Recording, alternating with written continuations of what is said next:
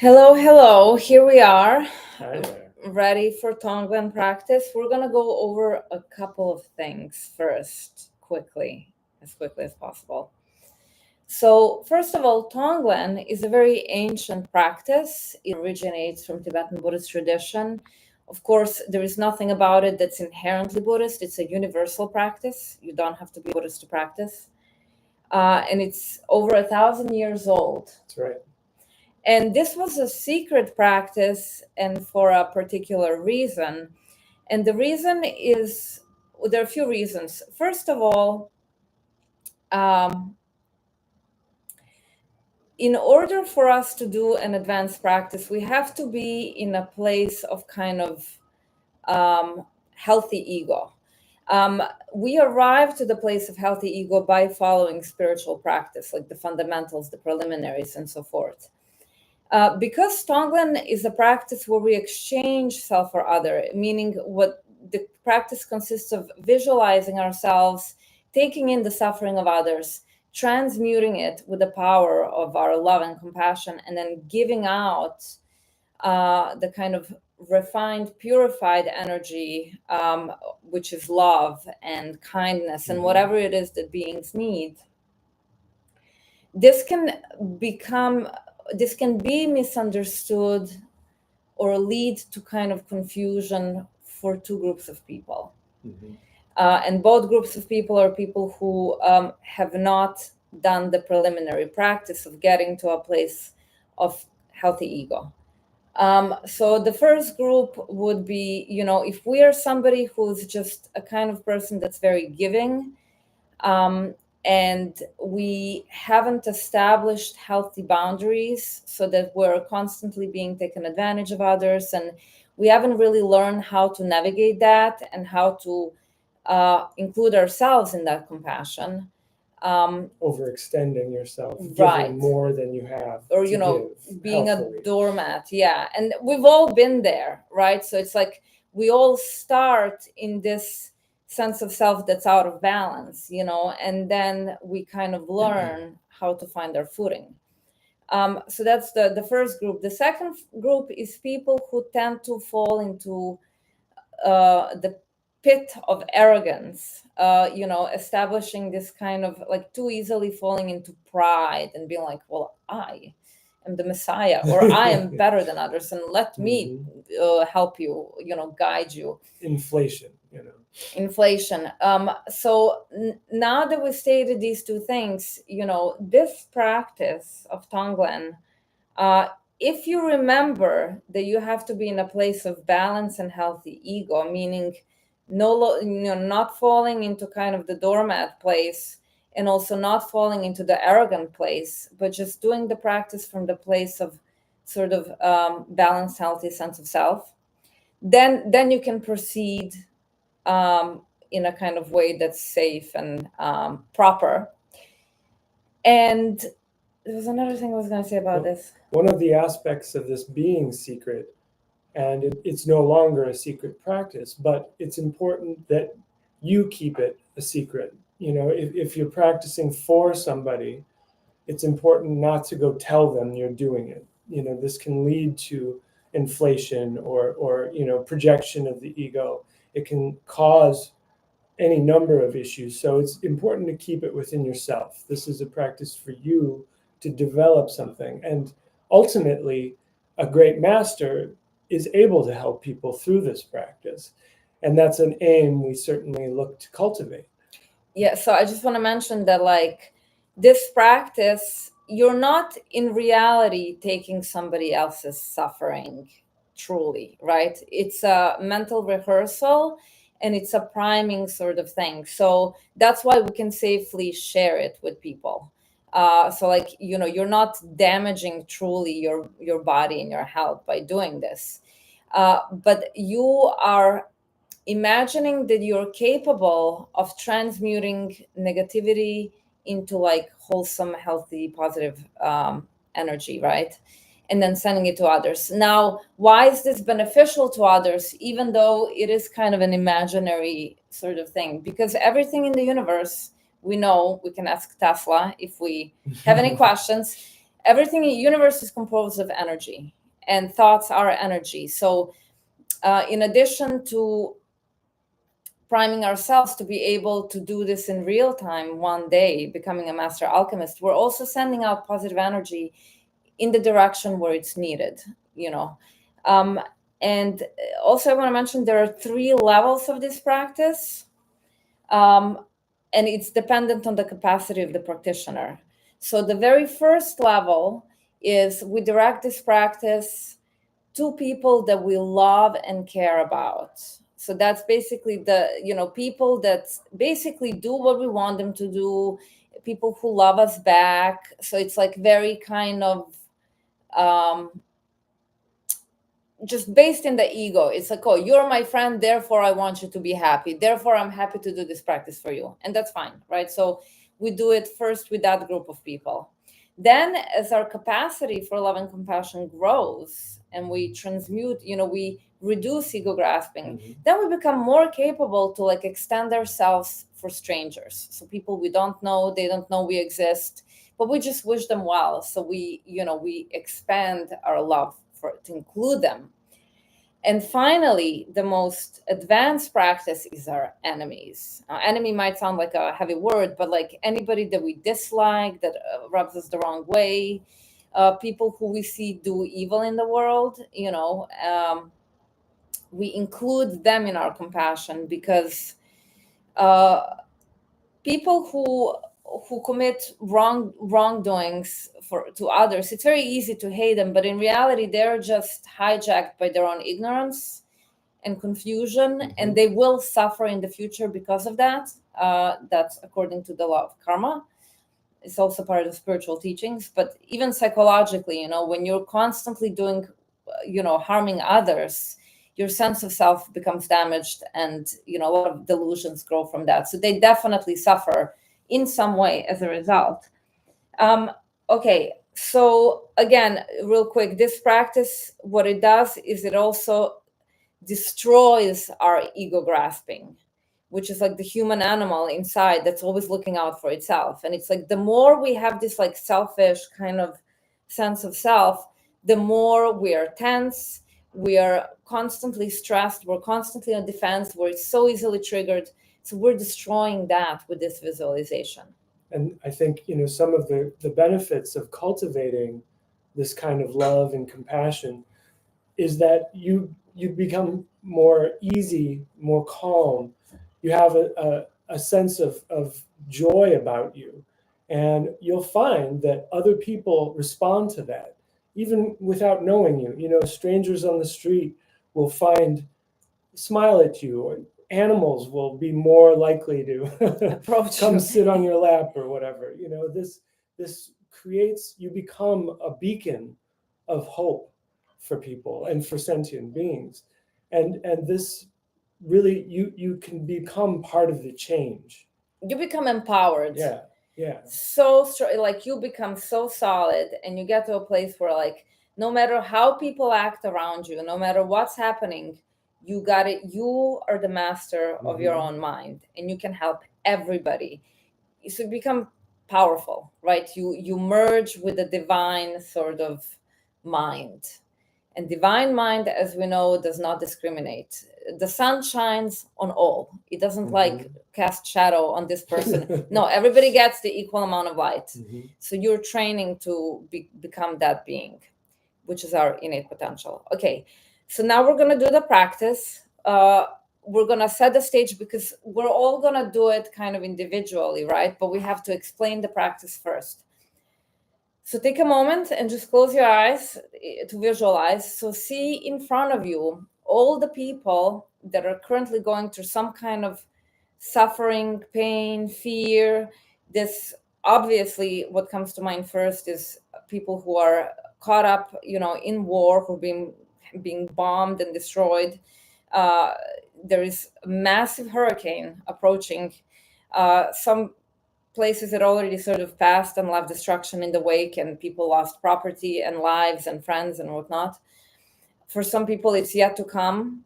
And it is terrifying to just think, like, to tap into the minds of people who are there. They don't know what's going to happen to them, to their lives. So like it's pretty heavy duty, right? So just visualize them in front of you, kind of like humans and animals and plants, everybody, right? And see them kind of nested in this really thick black smoke, which represents all of their afflictions, whether it's fear, pain, destructive, thoughts, whatever it is. In this practice, we mount it upon the breath.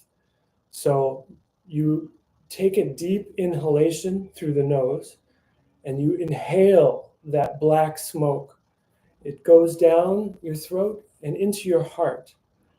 Your heart is encrusted in a black shell of your own pain, suffering, confusion, ego grasping. All of the obstacles that you hold are this shell around your heart. And the black smoke acts like an alchemical acid. It dissolves the shell away, exposing your heart, allowing the sunbeams of your heart to reach out. And this innate, natural capacity for love, for compassion and care, for being bigger than the self, naturally arises. And this light you then exhale out the nose, and it travels back to all of these people, all these animals, all the sentient beings that you're working with. And they, in turn, inhale it, and it does the same for them, dissolving all of their pain and suffering. And then you repeat it again with an inhalation, taking back more of their pain in the black smoke, exhaling more of the white light. And this is a round that you'll do. We'll do about 5 minutes of this. And also, as it goes on, you eventually start to see the fog and the kind of smoke around them dissolving until at the end, I'm going to give you heads up a few minutes before that, like now you're definitely seeing all of that dissolve, and they light up with happiness, hope, joy. I'm looking for the phone, but you're going to time it? I can, yeah. Okay. And just keep in mind that like you take their poison and their poison hits your poison, and kind of the two things kind of destroy each other. So the destructive element of their afflictions are directed towards your own things that hold you down. So that's kind of an interesting alchemical point. Okay, so we're going to start now. So I'll ring the bell, and then slowly use your breath in the way we described. Don't force your breath, make yourself panic, but kind of deep, slow inhalations. So we'll go ahead and begin.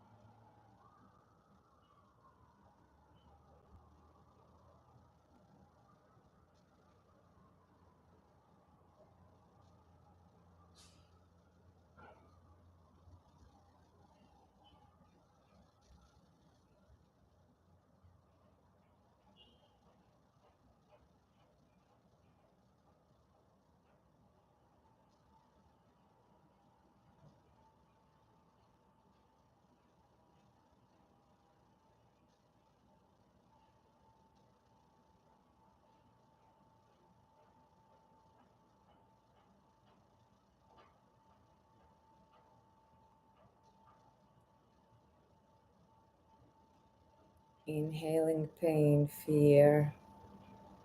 Exhaling love, compassion, kindness, pleasure.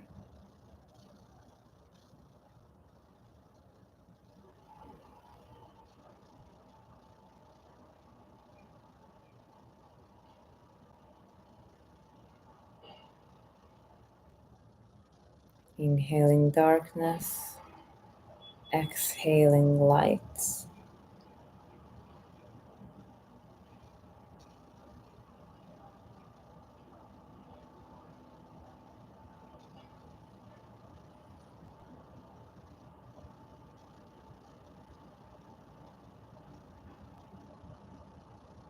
The black smoke destroys all your suffering, expanding your capacity for joy and bliss, love and compassion.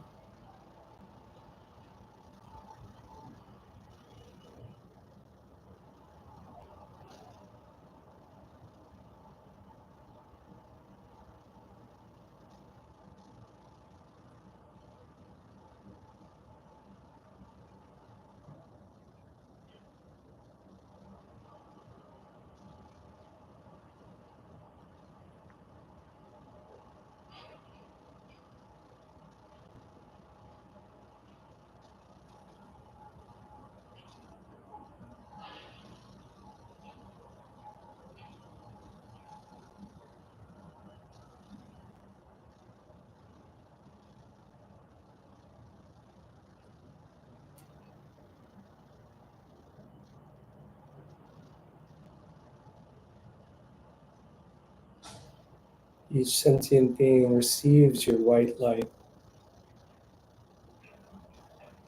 eclipsing their own suffering. And now you can start to see the changes in front of you as the black smoke slowly turns to gray and then to lighter and then to pure light. Because you send them purified energy, which can represent your wisdom and so forth. See the transformation in front of you happening as a result of your transmutation and your courage to connect.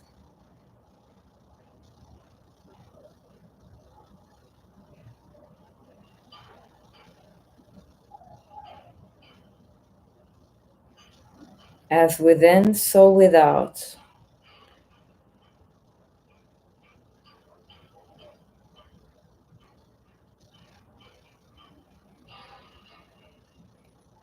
Your confidence and capacity increases. Your self-cherishing diminishes.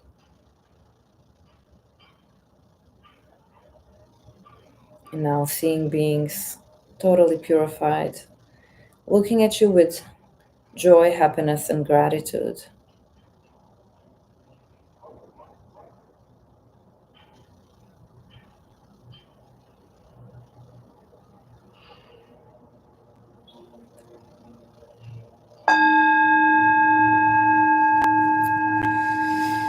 So that was a brief practice. Another thing I wanted to mention is that often when we're faced with suffering and things that are too difficult, we sometimes shy away. We don't know how to deal with other people's suffering. So this trains us to confront the suffering and to kind of develop the capacity to navigate it and to transform it and to respond in a proactive way. And of course, when you can show up for other people's suffering, you can also show up for your own suffering. It grows your own capacity. There is no anything that you do for others, it reflects in your ability to do it for yourself. So self and other, it's all connected. And another thing that it helps you do is it helps you dissolve the boundary between this kind of false sense of self, the separate ego. Because if you think about it, what am I? What are we individually? We're composed of the body, the physical stuff, and the mind. So body comes from the physical basis of our parents. So that means other people. It took other people to give us the physical body, and then the nourishment that we need to continue to stay embodied depends on the kindness of so many people and animals. There's countless people and animals and plants that come together to kind of bring you what you need to survive on a physical level. We're all entangled. Yeah. And then the mind, you think like your mind is composed of your own thoughts. Well, they're not your thoughts. Anything we ever learned came from somebody else. We learn things from others, first from our parents. They teach us, how to do basic things. Then eventually we go to school. We have teachers. we go on social media, we learn things from each other, from spiritual masters. And then also even things that we don't like, we learn from others. Like we learn what not to do from other people. So like there is no way you can separate yourself from like endless kind of ways in which you're connected with others. We are all enmeshed. There is no self and other. It's just an illusion. So Tonglen dissolves this kind of facade of separateness, and this is the beginning of getting to realize non-duality. Understanding that everything is one. There is no separation. Okay. So we dedicate any merit that we and all beings of the three times have created to the great enlightenment of all sentient beings, and particularly to all the sentient beings suffering during these natural and unnatural disasters. Thank you. Thank you.